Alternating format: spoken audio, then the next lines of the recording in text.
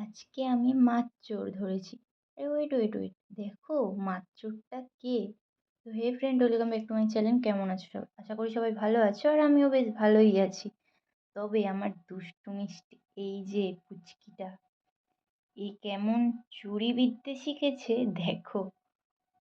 বাইরে মাছ ভেজে রেখে দেওয়া হয়েছে।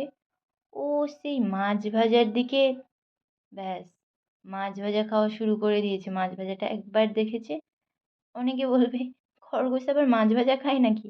দেখো, এতদিন শুনতাম বিড়াল মাছ চুরি করে খায়, এখন দেখতে পাচ্ছি আমার পুচকিটাও যে মাছ চুরি করে খাওয়া শিখে গেছে। তো যাই হোক, মাছ চুরি করে খাচ্ছে খাক, ততক্ষণে আসল কথাটা বলি। তো দেখতে পাচ্ছি কয়েকদিন ধরে এই মাছ খাচ্ছে, মাংস খাচ্ছে, তারপরে ঘাস তো খাওয়া ছেড়েই দিয়েছে ধরতে গেলে সেই কবে থেকে। আর কালি মেখে ভূত হয়ে দেখতেই পাচ্ছ হয়তো একটু একটু যে গায়ে কি পরিমাণে কালি। তবে এর একটু শাস্তি তো দিই। বল, মাছ ভাজা খেয়েছিস কেন বল? পালিয়ে যাচ্ছে। এদিকে আয়, এপারে আয়, চলে আয়, চলে আয়। ও চলে আসছে দেখো, ও সব বোঝে।